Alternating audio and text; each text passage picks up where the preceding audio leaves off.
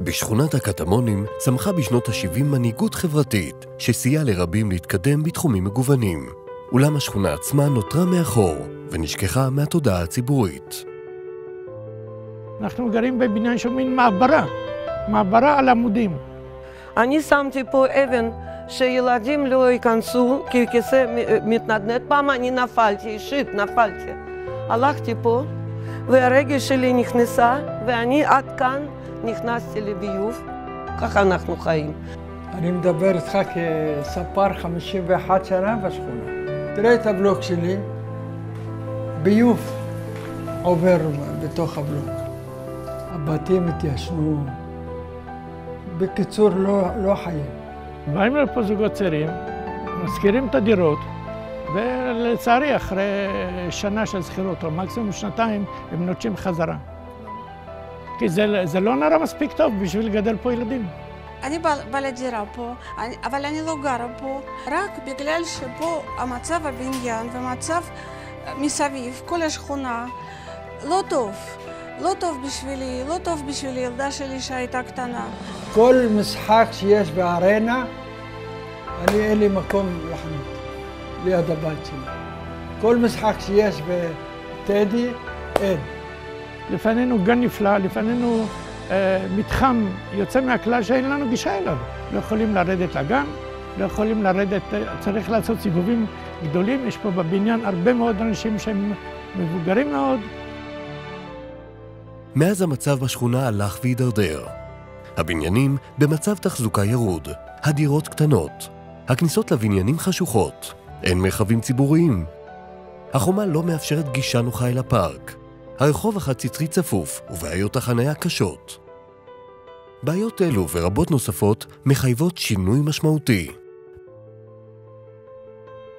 תראה, לפני 20 שנים לא היה לי אפשרות לבחור איכות בנייה.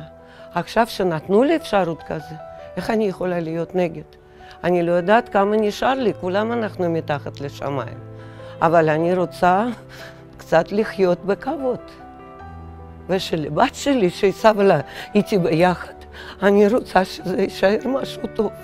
וכל אחד שמתנגד לזה, יש לו אינטרס צר. אני בעד הפרויקט, אני מקווה שכל דבר שמנסים שירוץ כמה שיותר מהר, זה גם מוסיף לנו מטראז'ים, מבנה חדש, מעליות. מה שקדמת היובל הציעה לנו זה מעל ומעבר לציפיות שלנו.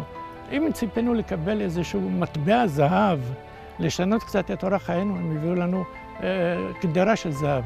פרויקט בר יוחאי זה פרויקט שכולל בתוכו 374 דירות, 5 בניינים, שכל בניין כולל 74 דיירים. אני יושבת בגן אלמליח, אחד מהגנים הגדולים, היפים והפתוחים בירושלים, ואני מסתכלת מסביבי ואין כאן נפש חיה. והשאלה המתבקשת היא, למה? אם ננתח את המצב שקורה פה באזור, יש לנו רחוב בר יוחאי, יש לנו בניינים ישנים, מסיביים, שסוגרים כחומה על הפארק, ויש לנו את הפארק, ובעצם נכון להיום לא מתרחש שום דבר בין הרחוב, בין הבניינים לבין הפארק, וכתוצאה מכך בין הפארק לבין התושבים.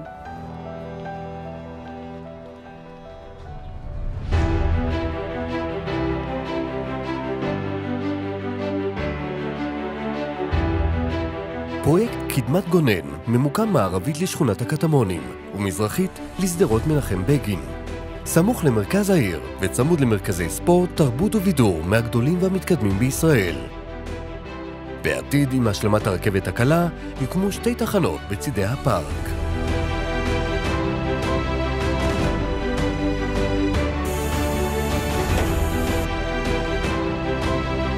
זה אחד הפרויקטים המורכבים והמסובכים ביותר, שמהווים אתגר עצום לחברה, אבל כגודל האתגר, גודל הפוטנציאל.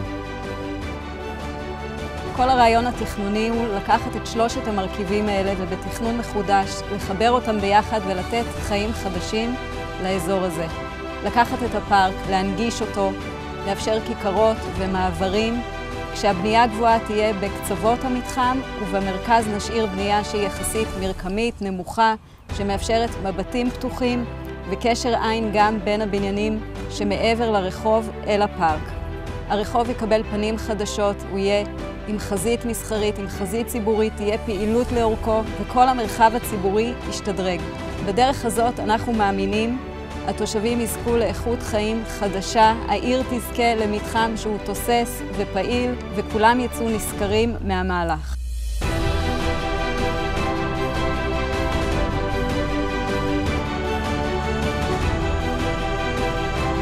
הפארק החדש יתוכנן בהתייעצות עם הדיירים, ויכלול שוק עיקרי. חלק משמעותי מהתכנון החדש זה כל הפתרון של מערך התנועה והתחבורה שעובר פה מהפך. אנחנו עושים זה הסדרה של 2 צמתים. מחלף שיהיה פה ליד הארנה, שיחבר ישירות לרחוב בר יוחאי, מבלי הצורך להיכנס לשכונה. הרחבת רחוב בר יוחאי והפיכתו לרחוב דו-סטרי, עם אפשרות לעברה של 3 נתיבים לכלי רכב, עם חנייה לצד הרחוב, ועם רחוב פתוח משמעותי, עם חזית ציבורית. בנוסף, נותנים פתרון לכל מצוקת החנייה על ידי זה שאנחנו בונים חנייה תת-קרקעית.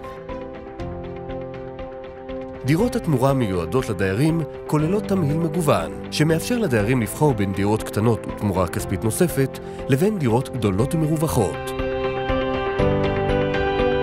בגלל הגודל והמורכבות של הפרויקט חולק ל2 מתחמי תכנון. מתחם אחד שכולל את הבניינים 11, 13 ו-15, ומתחם אחד שכולל את הבניינים 5 ו-7. התכנון מאפשר לבצע את הפרויקט בשלבים, כאשר כל בניין ייבנה בנפרד, ללא תלות בבניינים האחרים. הדיירים פה במתחם, ברובם הם דיירים ותיקים שעוד גדלו ונולדו בשכונה הזאת, עוד בתקופה של הפנתרים השחורים. ואנחנו רואים פה בפרויקט הזה מעין איזה השלמת מעגל, שבעצם אנחנו עכשיו נותנים להם את מה שמגיע להם. ומה שמגיע להם זה לחיות בעיר ירושלים בשכונה ראויה, וליהנות מהמרחב הציבורי ומהדירות שלהם, ולהישאר פה בעיר הזאת ולחזק את העיר הזאת וגם להתחזק.